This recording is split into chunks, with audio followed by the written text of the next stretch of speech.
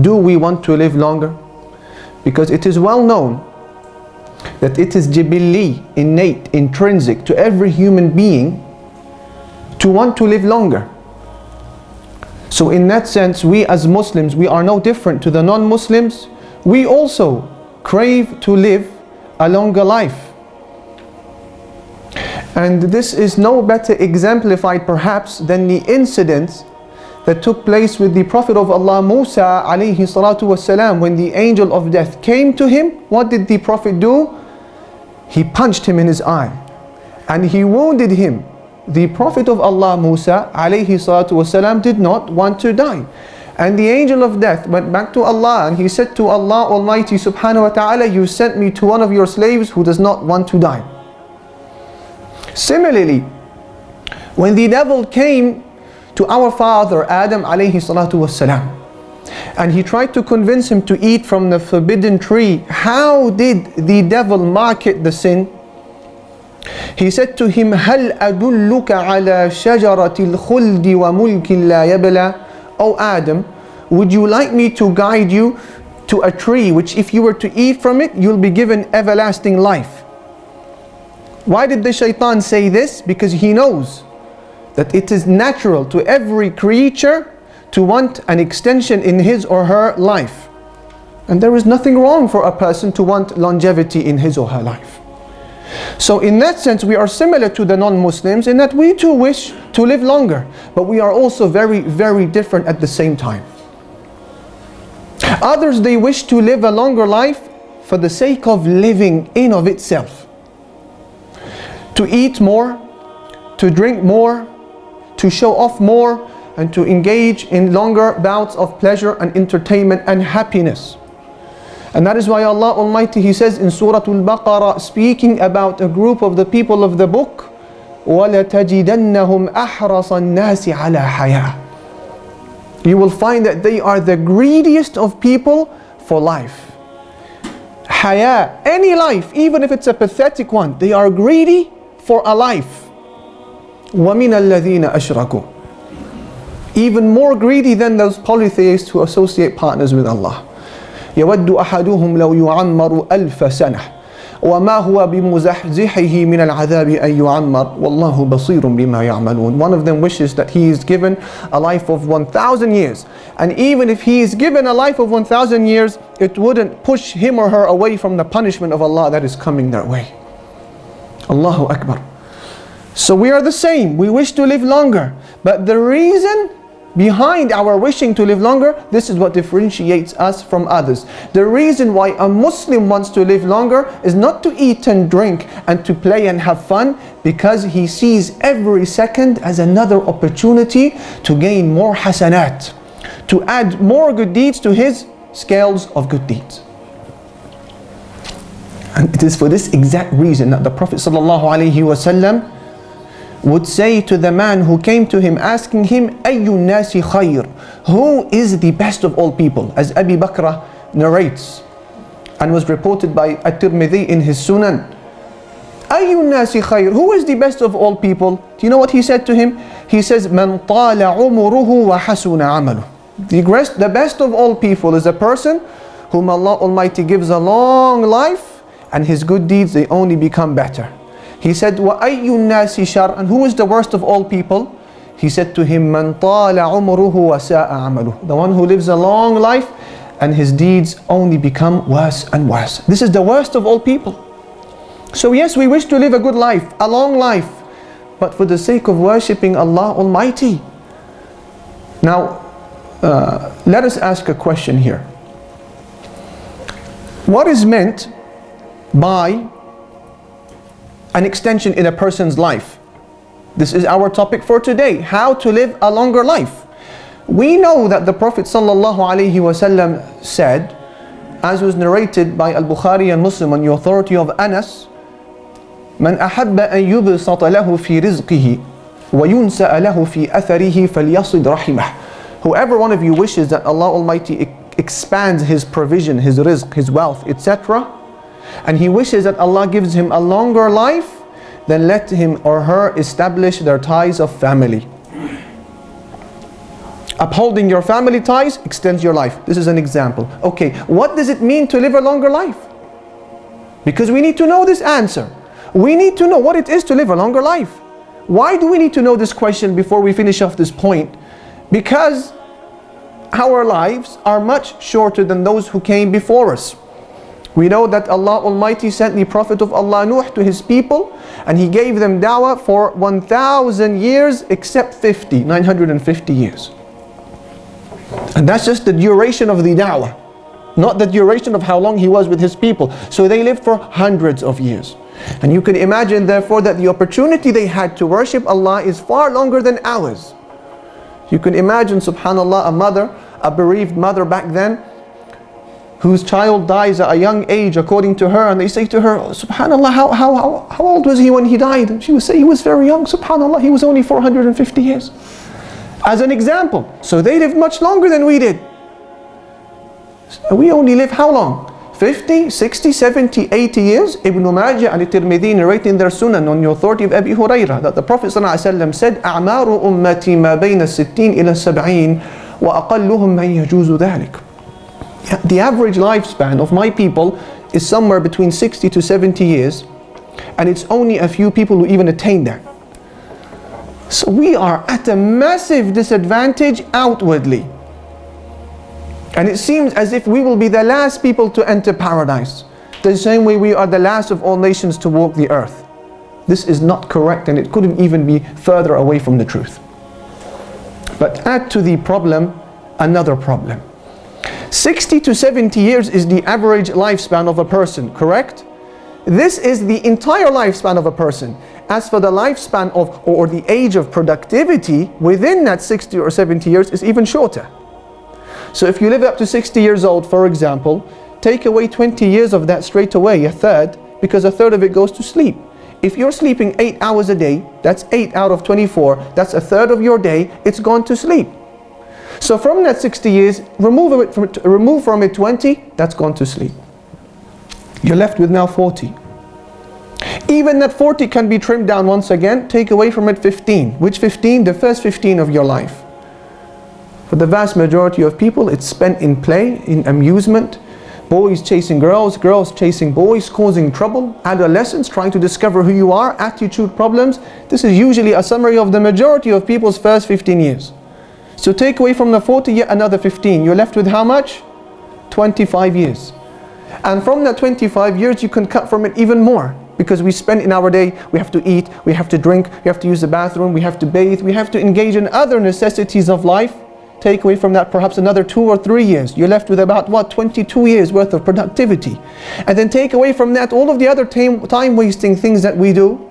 Yani in the end, you are left with about 20 years from your 60 or 70 worth of genuine productivity and worship of Allah and preparation for the hereafter.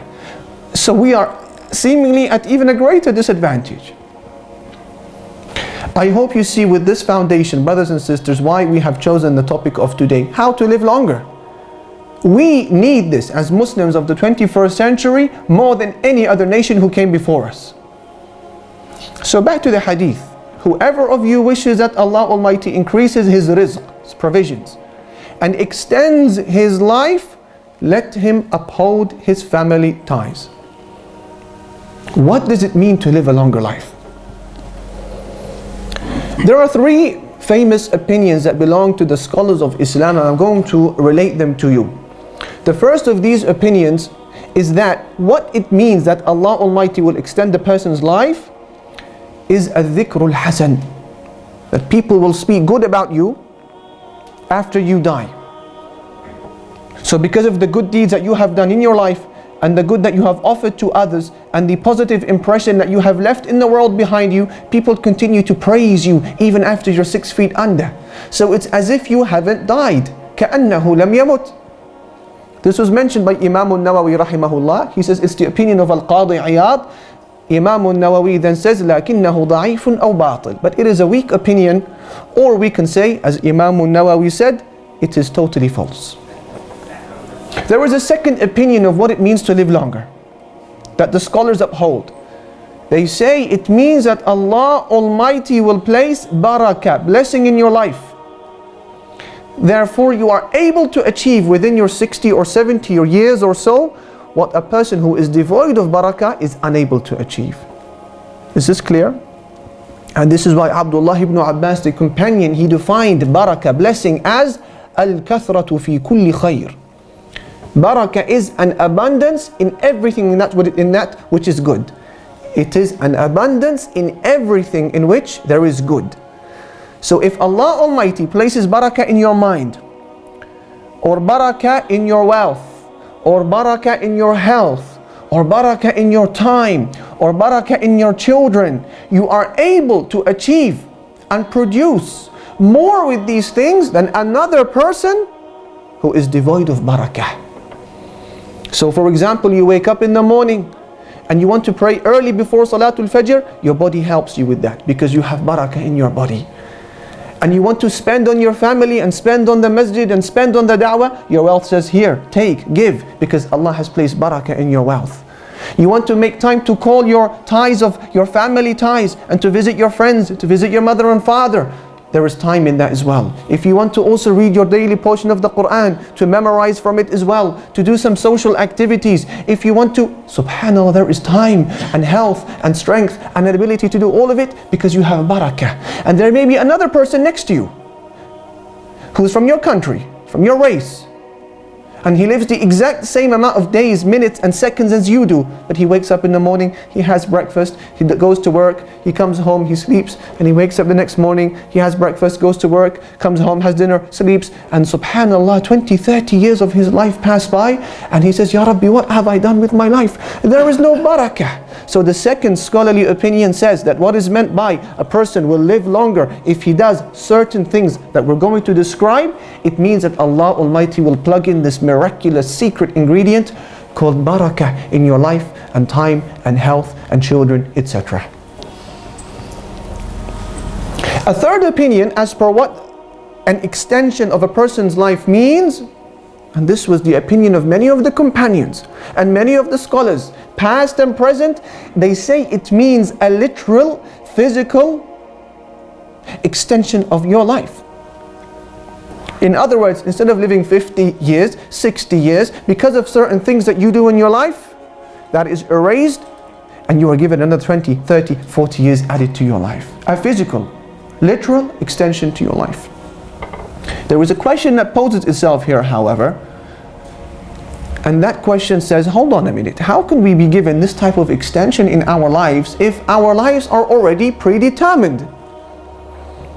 We know that when we are born, as Imam al-Bukhari and Muslim narrate, on the authority of Ibn Mas'ud, that when a person he is born, or before he is born, the angel he comes to the womb, and he blows into it the spirit, and he writes down 4 bits of decree that have already been predestined by Allah Almighty. He writes how much rizq you're going to have, and how long you're going to live, and your actions that you're going to do, and whether you're going to be happy or miserable in the end. So your age span is already written from the time when you were in the womb of your mother. How can then my life be extended afterwards because of something that I do or something that I don't do? Ibn Taymiyyah rahimahullah, he says in his Majmu' al-Fatawa, solving the problem, he says, وَالْجَوَابُ الْمُحَقَّقُ أَنَّ اللَّهَ تَعَالَى يَكْتُبُ لِلْعَبْدِ أَجَلًا فِي صُحُفِ الْمَلَائِكَةِ أَنَّ اللَّهَ يَكْتُبُ لِلْعَبْدِ في صحف الملائكة آجالا فإذا وصل رحمه زاد في ذلك المكتوب وإن عمل ما يوجب النقص نقص من ذلك المكتوب. He says that Allah Almighty tells the angel to write for you a certain age when you are in the womb of your mother, 60 years for example.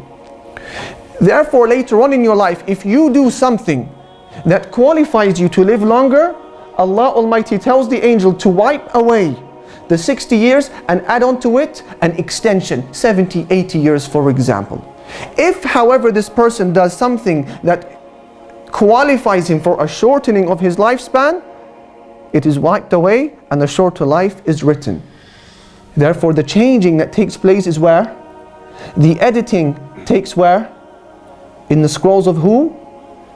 The scrolls of the angels. As for the knowledge of Allah, لا يعتريه التغيير. No change happens to the knowledge of Allah. He knew of the addition, he knew of the subtraction, but who didn't know? Who was the one who didn't know? They were the angels.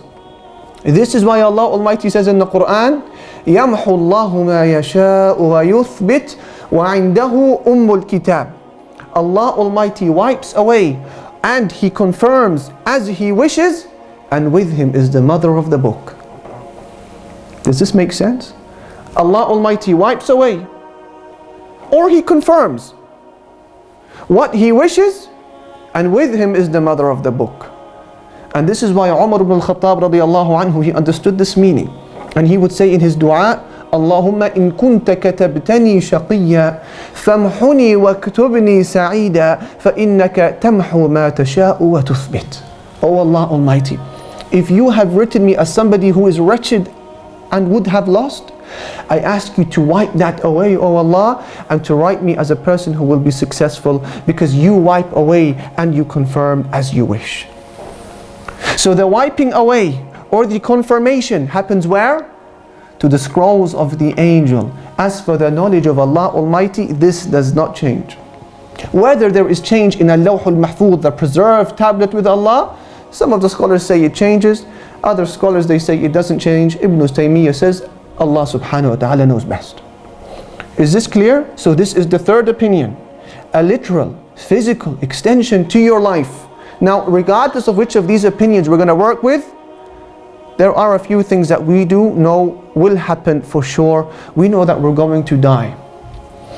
We know that we're going to be lowered into the soil. We're going to be interrogated by the angels. We also know that there's going to be scales on the day of judgment, and a horror of a thought that taunts us as Muslims is the prospect of the sinful side of our scale outweighing the good deeds. فَأَمَّا مَنْ ثَقُلَتْ مَوَازِينُهُ فَهُوَ فِي عَيْشَةٍ رَاضِيَةٍ. As for he, Allah says, whose good deeds outweigh his sins, he will be given a pleasant life. And as for he whose good deeds are light, his home will be the pit. وَمَا أَدْرَاكَ مَا هِيَ. What will make you know what that pit is? نَارٌ حَامِيَةٌ. A fiercely blazing hot fire. So regardless of which of these three opinions is actually correct, we know that we need something to extend what is currently a very short life. We need to minimize the chances of us falling into a state of regret on a day in which regret will not benefit a person.